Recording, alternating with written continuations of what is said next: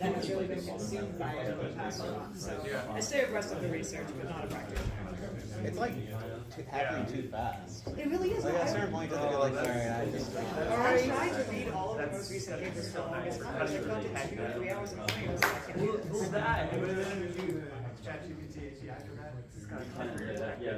that's a tough two. All right, guys. The next presentation. And are we recording, or does it just keep going? It's recording if you. It is. Yeah. Okay, cool. I'm gonna do my time starts now. Yeah, I got you. Okay.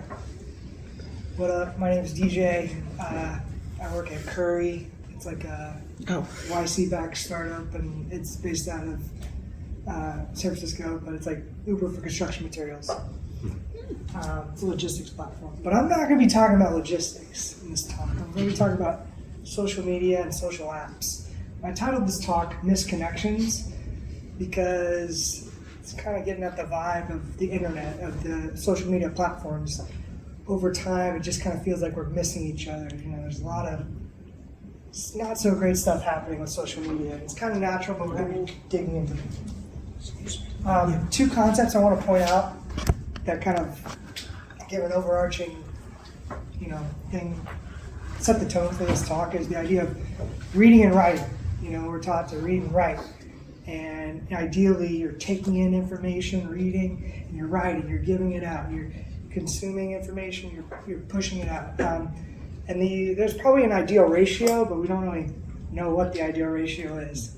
And on these social apps, there's probably an ideal ratio that we're supposed to have, but it kind of gets messed with. And what apps are, how do they skew or play with these ratios? So we're gonna do a little thesis, and we're gonna do a walk in the past, going over some apps, and towards the end, we're gonna go over some opportunities. And I had to cut this talk a little bit, so I'm not gonna touch on some of that stuff. All right, social apps for socializing. It's funny, the way they market these things, it's for users, it's a social app. It's for you to share, to post, to talk with your friends. But for advertisers, it's a media platform. It's a place for you to get a message across. It's not just for you to talk with your friends. There's also a third party lurking in the background that he wants to interact with you and your friends as you're talking. He wants to get in there. And so there's this dynamic of reading and writing, of taking information in and sharing and stuff, gets messed with when the third person enters the chat, ads and advertisers. We're going to correlate, these are loosely correlated. User interaction, think of that as in terms of writing or creating content, user-generated content, versus searching capabilities. So we'll look at these apps and we'll look at what's their user interaction like versus what are their searching capabilities, and how do ads affect these ratios. Okay, MySpace. I was not a user of MySpace, but from what I can tell, I'm just going to touch on this a little bit. They had extensive profile customization. There was a lot of interaction, user-generated time. You could say your favorite this or that. You post photos, you post messages, you color your background, you post your videos. A lot of interaction. But the searching capability was very lacking. You didn't really find friends that easily. In fact, when you joined MySpace, there was MySpace Tom, and he was your friend. You would friend Tom, and he would connect you with other people. And if you were going to share your MySpace, it would kind of be in a manual way. So the searching capability was way down, but the interaction was way up. And MySpace was really struggling to make money. They didn't really even do ads. And they ended up, they did do ads, but it didn't really work that well. They did banner ads. And they ended up getting sold to a media company for $580 million at the time. Still, the ads weren't ingrained in the thing, and they ended up having to sell it again for $35 million. So just going way down. They didn't find a way to monetize and grow off that user interaction. Now, moving on to Facebook. Facebook was a step change in the searching capability. And in the beginning, if you remember, it was really great in the beginning because you would post, and they had this thing where you wanted to get 7 friends in 7 days. Because at that ratio, there's a good ratio of people posting and to you interacting. And so you would interact more. But as your friends list grew, the amount of interaction goes down because suddenly you're not talking to 7 friends. You're thinking, a conversation to 7 people is going to be different from a conversation to 100, 200 people. So interaction went way down as the searching capabilities went way up. And enter ads. Facebook came out with the newsfeed in 2016, and that was a game changer for them because they could monetize. It wasn't just your friends' posts, it was ads mixed into that. The other thing with that is, who remembers when they changed it from being a chronological scroll to an algorithmic scroll? Now you're getting disoriented, they're feeding you more ads. It's not so much about you seeing what's happening within your friends, it's like, what are they tactically giving you next? And it was interesting, interaction just went way down. And the term lurking on Google Trends, it spiked in 2016, like right before Newsfeed came out, and it exacerbated this idea of like passively scrolling, passively just taking in a ton of information, very little interaction. And what's interesting is they realized nobody's interacting with Facebook, or not as much interaction, so they made the like button afterwards. It's just a low bar. Just give us a little something, a little interaction. Someone posts something and nothing happens, it kills user interaction. They came up with a like button, kind of help it out. So the searching was great, but it killed user interaction. Moving on to Instagram. I'm going to start blowing through this pretty fast. Instagram, before they sold to Facebook, had 1 billion users. They had 0 revenue. And Facebook's looking at them and is like, holy crap, we'll scoop up Instagram. And there was a lot of interaction, a lot of people were posting. And soon after Facebook enters, they launched the Explore page. Totally it boosts Instagram's searching capability, and they start running their ads generally after. And so now if you go on Instagram, it's not, the searching's decent, the interaction's decent, but it's so low barrier. I give it a medium score for medium interaction, medium searching. It's hanging in there. Contrasting this to Snapchat, and I'm only going to briefly mention it. Snapchat was kind of like, it's like a throwback, like MySpace. It's like self-expression, these short videos. There's a lot of interaction in the beginning, but MySpace never had good, Snapchat never had good searching capabilities. You would just see a random video, cool. Send your friend a random video, cool. There's no good searching capabilities. It's kind of going down. Contrast that to TikTok. TikTok step change in the searching capability. And they have a really complex feed, and they're actively trying to help out with interaction, so you're not just passively scrolling. So like whenever you post a video on TikTok, they try to boost your video, and they try to expose it to a bunch of people so it has a chance to go viral. So they're actively trying to deal with this user interaction problem. And then the For You page is pretty good and kind of set up a trend. But then they've only recently, it's still relatively recently launched ads in 2020, 2022. It's like, so the major impact of ads is still not fully there. It hasn't really put down TikTok that much. So we're still going to kind of see the effect of ads on TikTok to be seen later. Moving on to Reddit. Now Reddit's interesting.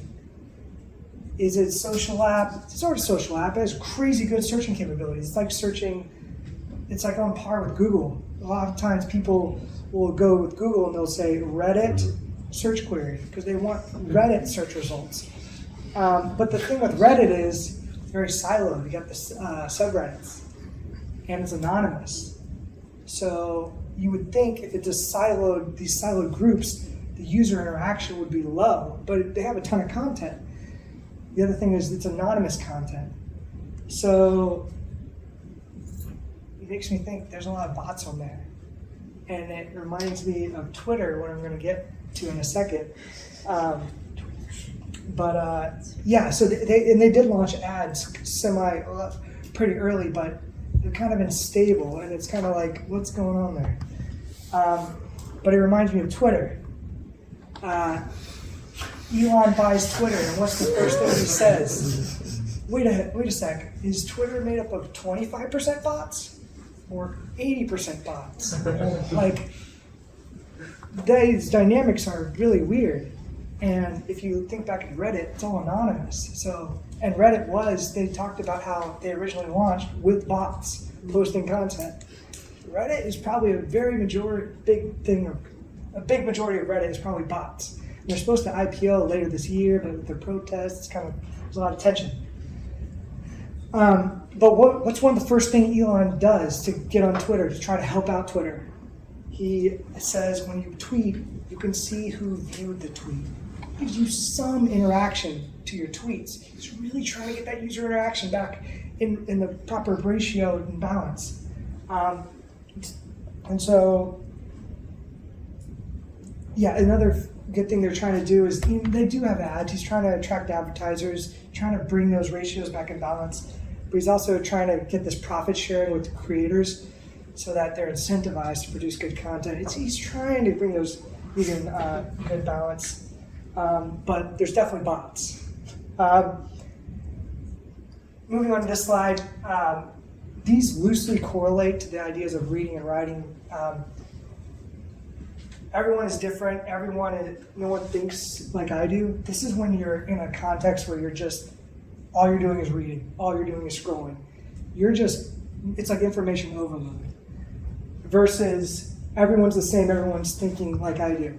That's when you're like talking too much. It's like when you're in a cult or something. It's like you're talking, you're not aware of other information. And there's I kind of have this diagram as in there's these poles.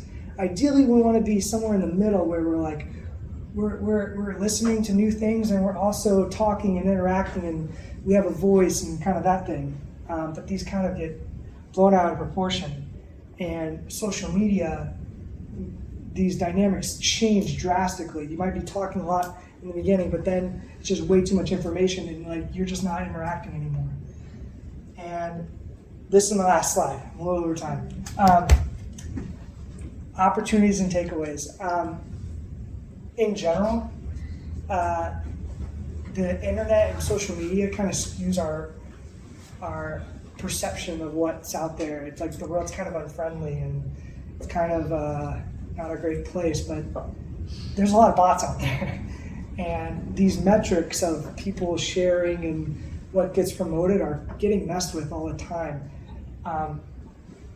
because of ads and stuff. So one of the main takeaways is the world isn't, people in general aren't naturally so unfriendly.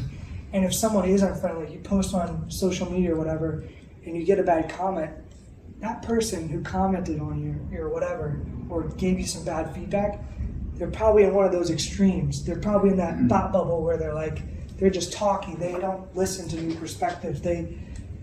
They're somewhat in a cult. They don't even think that there's other viewpoints. Versus you get no interaction, or maybe they just have too much information and they just need to just get it out. So there's this spectrum that's getting played with. So one opportunity is don't tie searching to ads. People's curiosity is getting killed because every time they search for something, they're getting sold something. You can launch an app where the monetization is not tied to ads. It's a big opportunity. It's a big gap right now. There's a lot of bots. I kind of touched on this. Try to find creative ways to monetize. One example I point out is Pinterest. There's ads on Pinterest, but the ads on Pinterest are kind of ingrained with the content. You're looking for ideas. It's natural to advertise and to see ads with the stuff you're looking for. But the thing with Pinterest is it doesn't really have a social component. And then cherish your creators. Like what I was talking about right now is everyone's fighting for content creators. Creator this, creator that. Twitter's trying to pay creators, incentivize them to create, versus Reddit. One of the big things with Reddit is the mods. They do a ton of moderation, ton of helping out and they're not getting paid. So it's like, gotta value your creators. And the people who put on meetups like this, it's like value them. It's like, that takes a lot of effort. That's like bringing us all together. That's like great.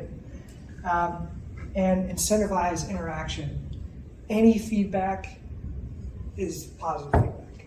Like, it's better than not hearing anything. So anyway, that's my talk.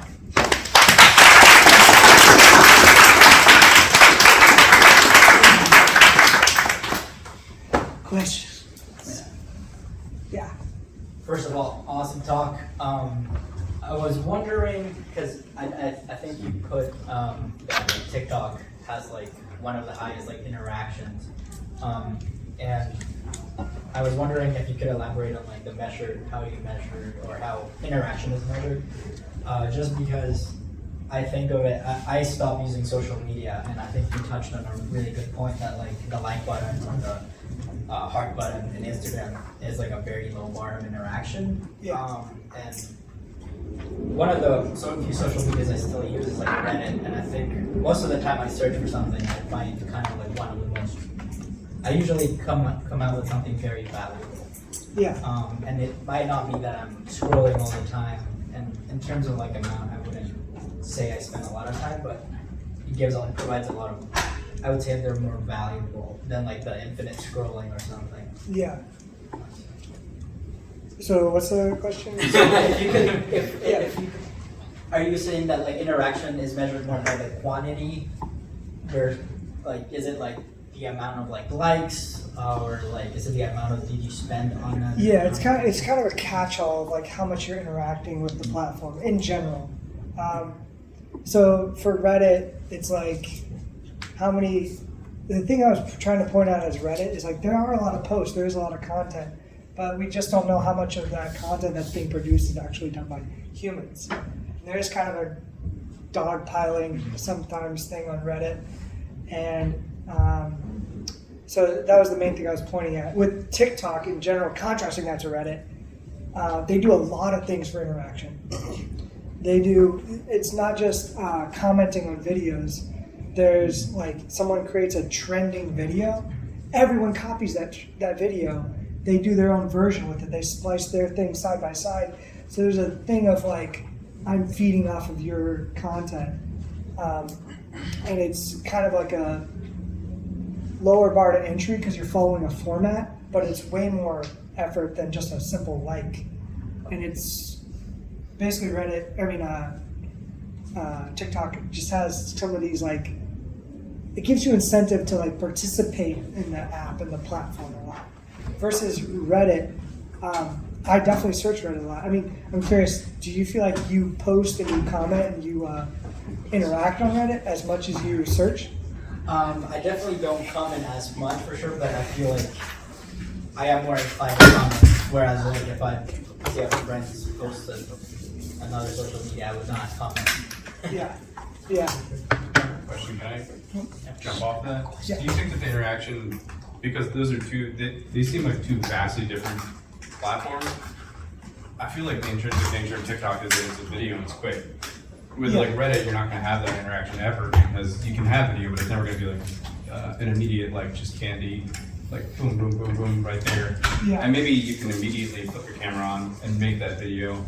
Or with Reddit, the bar to entry to get into that, even doing that is like multiple steps before you even get to uploading video. Yeah. It's like almost a weird comparison in a way. It is a weird comparison. And I just loosely... I'm not criticizing you, I'm just saying it's like, even, it's hard to compare even to because you don't really have anything else like that. Like you have YouTube, and then you used to have Vine, but there isn't much besides Instagram that isn't really kind of like this very, very, very fast. Like here's how to do it, and here's how to flip it and do it really quickly. Yeah, and I would say the bar for interaction on TikTok, to record a video of yourself, that's a high bar. Not many people are going to record a video of themselves versus just post an anonymous comment on Reddit. So what I'm saying is like, yeah, it's just different. And there's some ideal ratio. I think Reddit right now is messing with the ratio with bots to kind of help out. I have a question. Or Wait, did you want to go on the back part? Yeah, if I could real quick. I was saying, do you think there's an issue with, especially the social media people, putting so much emphasis on this very low effort interaction, such as the likes, and I would also say views on Twitch, in other words, you don't even have to actually interact, you just have to navigate to the page. Yeah. But then you also put every time people go, I have X views, I have X, that's the only, it's not my videos that I put out, it's my video, whichever one got whatever views. Yeah, it's just they're searching for some metric of engagement and some feedback to creators, something, it's like,